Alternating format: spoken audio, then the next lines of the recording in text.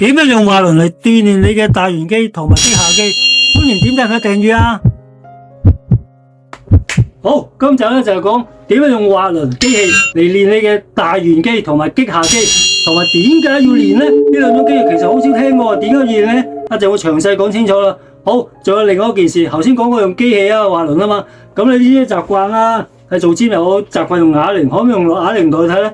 一陣仲有另外一件事會講噶。好，你好，我係 Victor，歡迎到你偉大健身頻道啊！好，今次就係講呢兩種肌肉啊，大圓肌同埋肌下肌。好，睇翻呢幅圖咧，睇見咧上邊嘅背脊咧，其實如果講背肌啊，係分到好幾種嘅。咁啊，簡單啲，我哋忽略咗講嗰個斜方肌咧，有分到大小圓肌同埋嗰個肌上下肌嘅。咁咧大小圓肌同埋肌上下肌，其實平時好少練嘅，或者練背肌或者推嗰時推膊，係順便會練到嘅。咁如果你順便練到咧，講真咧，你集中練會好啲，一陣會詳細講點解噶啦。咁呢四種肌肉咧，咁今集先係集中講個大圓肌同埋呢個肌下肌啊。大圓肌同埋呢個肌下肌，其實大家都忽略咗嘅，一陣個總結會詳細講噶啦。一陣個視頻咧就會講大圓肌同埋嗰個肌下肌。先講個大圓肌先，簡單介紹下先。大圓肌咧就係簡單啲講句，有冇發覺大家練個背闊肌咧？成日練極都唔夠橫嘅嗱，背闊肌以前睇個視頻都講過啦，係可以練橫啲同埋個厚啲啊嘛。尤其練橫啲再收好睇啲，發覺點練都練都冇咁橫。點解咧？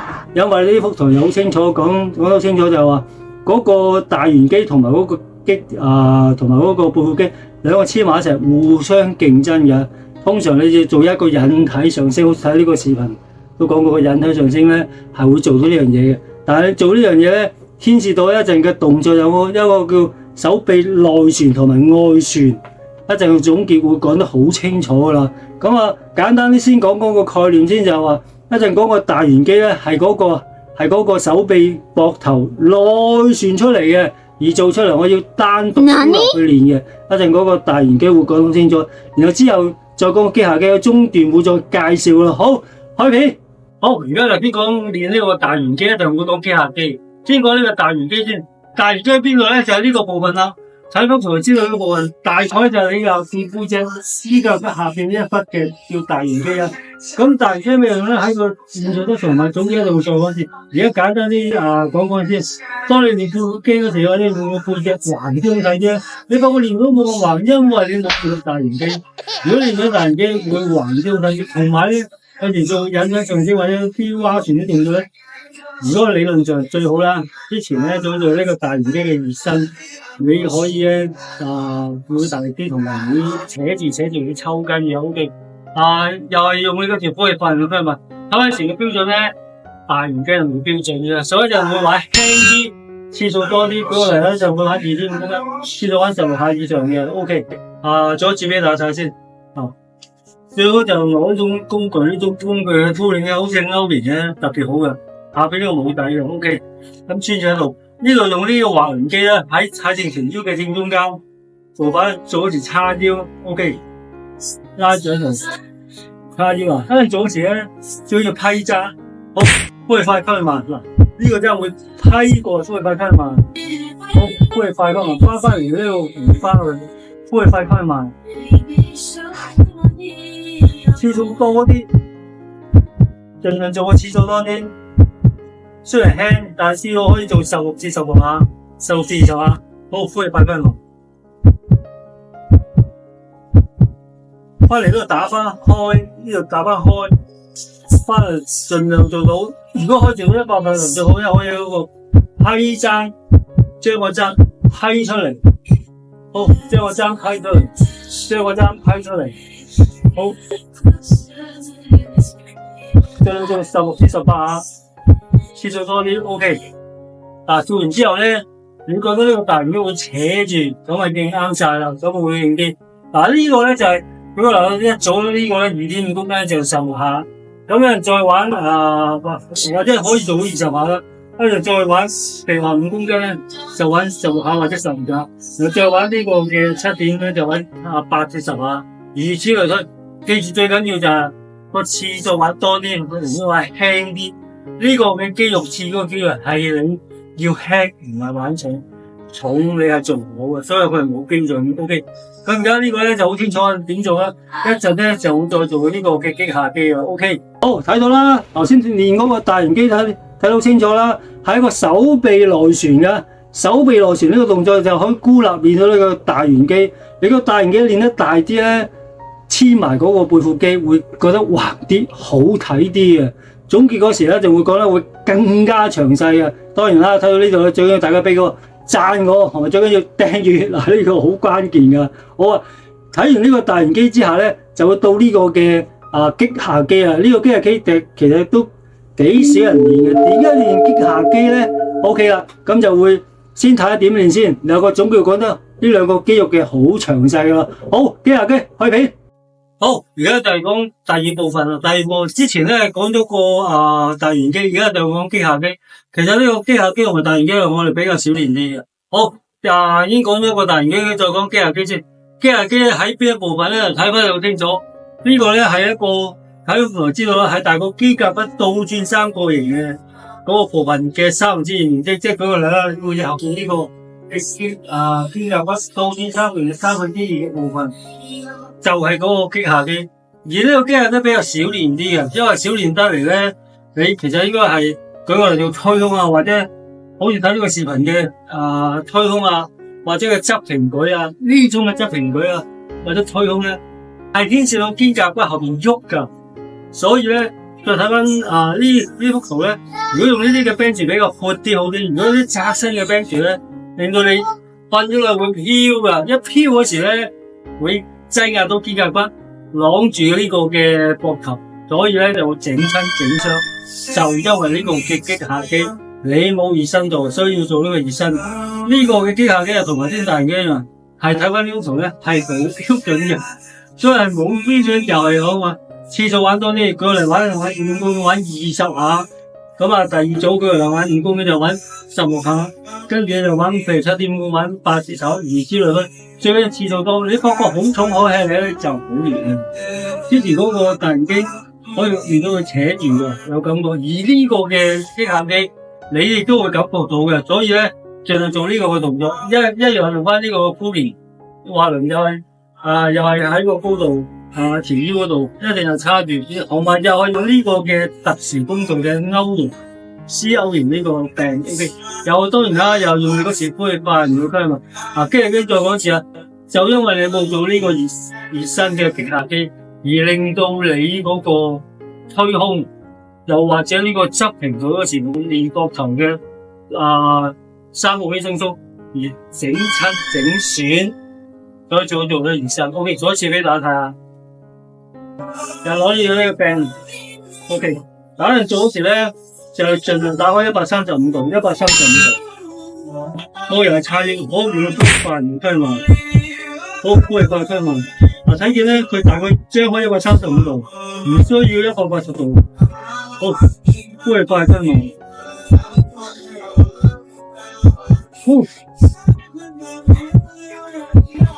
盡量嘅次數多啲。如果今日後邊嗰個擊下機有扯住咁嘅，次數越多。你就會做到會更加硬，當然啦，就係要後邊好扯啦，所以要輕，唔需要玩重。好，不如快推落，最後一次係135度夠啦，唔需要180度。好，不如快推落，哇，酸軟啦，開始酸軟冇力啦。OK， 而家大家清楚啦，嗱，最後一次呢個做135度，哇，後邊都扯住好型。呢個咧，對於你做對推胸之前咧，又或者係用啞鈴側平舉練嗰個3個肌鬆縮，練呢個熱身會先好啲。OK， 咁而家好清楚啦。咁一陣咧嘅總結會講呢個嘅大圓機同呢個擊下機嘅總結。好，睇總結點樣講先。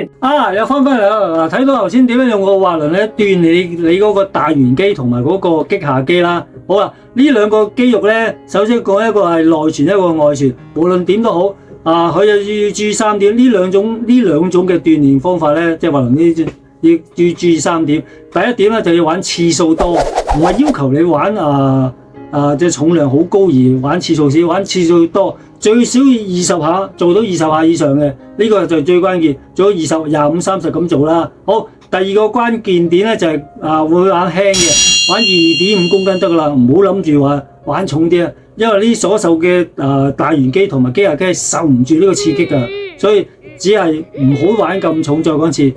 譬如話第一次玩2.5公斤，再加上去都係加2.5啊，再加2.5咁上下，唔好玩20、30、40 kg，唔好咁樣玩。即使你大隻佬都唔應該咁樣玩。第三點要注意咧，就係話呢個我嚟熱身嘅，我嚟暖身之前之後可以做，或者你做下做尖好厭倦啦，唔想玩啦，咁咪用呢個 call 繩啦。或者你做之前又講推胸膊頭又或者係引體上升練背嗰時咧，就先做呢個熱身會好啲。呢3點大家要清楚。OK， 好，而家再炒開講大圓機同埋嗰個機械機。首先講點解要練大圓機咧？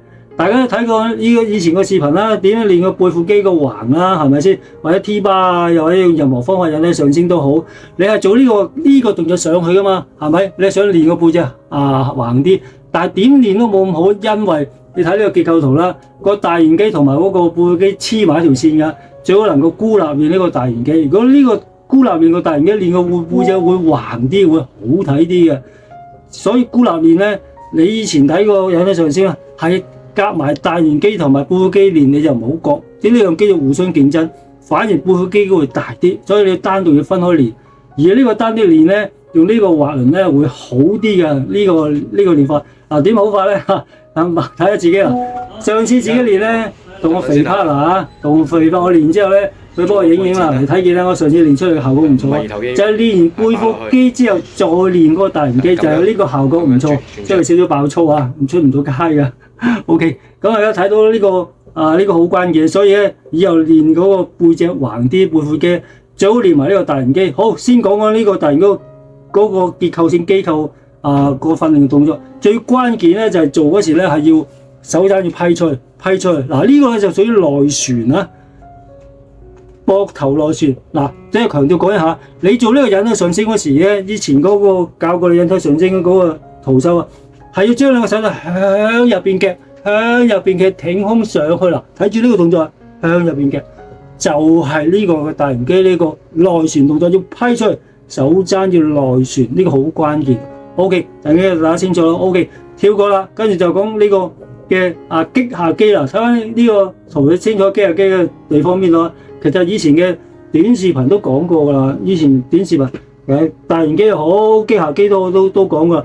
呢個咧就調翻轉擊下機咧，睇下嗰個圖啦，就喺背脊後邊嗰倒轉三角啦。佢咧就係一個外旋，聽清楚，大圓機就內旋個膊頭，呢幾下就外旋呢個膊頭。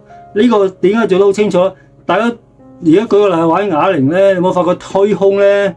推胸係呢個動作，同埋你玩啞鈴買膊頭上又係呢個動作，全部呢個膊頭係外旋嘅。推胸係咪咁樣做啊？咁推胸噶嘛，即係舉個例啦，槓鈴推胸，咁樣推胸，呢個膊頭屬於外旋，所以咧呢個外旋影響到，有時我講過之前講過個推胸嗰個啞鈴推胸啦，上一集講過啦，你最好有個 bench 闊啲，如果你闊啲咧，連個身冇咁飄，冇個飄嘅定義就係講緊呢個機下機，因為牽涉到個肩胛骨瞓落去嗰時咧，會唔會飄啦？你一飄起嗰時咧，你後邊冇熱身。頭先之前講過啊嘛，要熱身噶嘛。機下機就冇做熱身。你平時好少練機下機，機下機同埋大圓機係好難會肥大，尤其機下機比大圓機更加唔明顯。但係你都要練，你唔練咧，你到膊頭推膊或者係啞鈴推胸嗰時咧，你個機下機冇訓練到，冇熱身到，就好容易抽筋整親啦。所以有時啲人咧，推胸嗰時，哎呀，覺得後邊痛，以為膊頭有事，其實唔係，就係你個擊下肌有事。所以好清楚就係點樣練呢個嘅擊下肌。所以睇清楚，擊下肌係一個外旋咁做出嚟。睇呢個視頻都清楚，用呢個扶手柄咁拉出去。再講一次，最好用呢種嘅 C 型柄呢個柄係最好嘅。我發覺淨係咁多個尖，淨係得一個尖有嘅啫。個尖如果大家有唔清楚啦，喺留言度問我啦。咁呢個 C 型柄，無論係擊下機又好，大圓機都係最好嘅呢個 C 型柄最好嘅。OK，好，仲有一件事就係頭先講用啞鈴用嗰啲滑輪去做噶嘛，可唔可以用啞鈴代替咧 ？OK， 先講先，大型機就冇嘅，唔可以用啞鈴代替。好，只有啞鈴代替咧，就係嗰個擊下機。個機下機點代替咧？睇呢個視頻就好清楚啦。就瞓低喺度，瞓喺個 bench 咁做，或者瞓喺地下咁做，咁做啦。最緊要係呢個嘅垂直㗎，所以擊下機就可以。OK。咁亦都有諗啦。如果我係用啞鈴代替滑輪好唔好咧？其實係冇咁好嘅，最好用滑輪啦。點解咧？因為你做呢個動作嗰時咧有3個弊端嘅。第一個弊端，你起嗰下就好嘥力；第二個弊端，落翻嚟嗰下好似覺得冇乜力嘅；第三，始終啞鈴嚟嘅，佢嘅重量好少有2.5公斤，稍為重少少，你貪少少就會整親㗎啦。膊頭又好，或者有啲肌肉機會整親㗎。但係滑輪個優點咧。以前講過滑輪啦，以前呢個視頻講過滑輪嘅優點。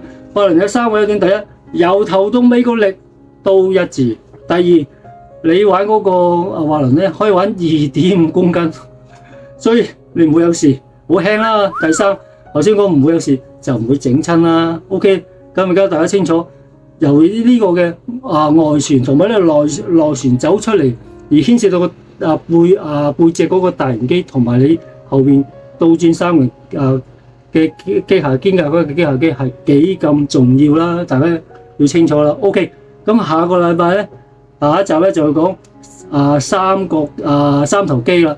三頭肌好緊要啊！以前都講過啦，習慣用睇緊以前視頻啦，全部都用E2C bar 槓鈴去做，或者係身體玩法，大家都習慣用啞鈴啦。咁點玩嘅咧 ？OK， 咁就下一集會講得好清楚啦。